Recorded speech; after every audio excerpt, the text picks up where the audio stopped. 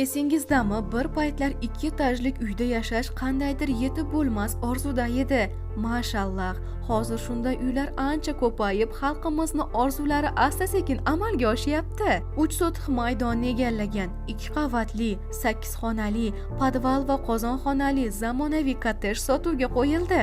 To'liq pishig'ishda qurilgan, issiqlik tizimi esa zamonaviy usulda. Birinchi qavatda 100% to'pli pol, ikkinchi qavatda esa atapleniya, ichkarida 4 ta sanuzel, barchasi to'pli pol bilan jihozlangan.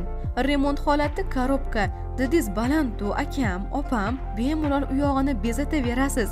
Darvozadan kirganda chapdagi mehmonxona va sanuzel tayyor remonti yakunlab topshiriladi.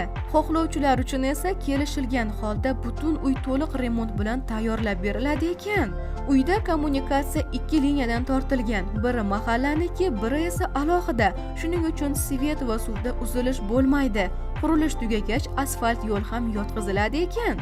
Hovli qismida yashil zona uchun joy tashlab ketilgan. Daraxt ekib, oilangiz uchun shinam manzara yaratish mumkin. Dekorativniy daraxtlarmi yoki ekzotik gullarmi, u yog'i sizning didingizga bog'liq.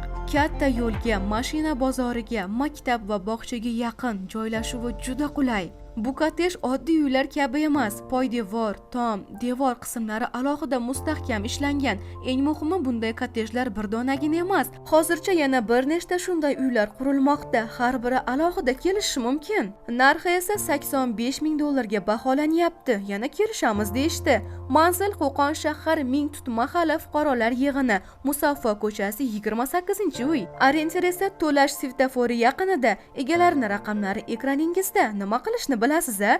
Aloqaga chiqasiz va uyni o'zingizniki qilasiz, tamom. Barcha yaqinlaringizga shu joyimizni ulashib jo'natib qo'ying. Savobli ishga sherik bo'lish nasib qilib qolar.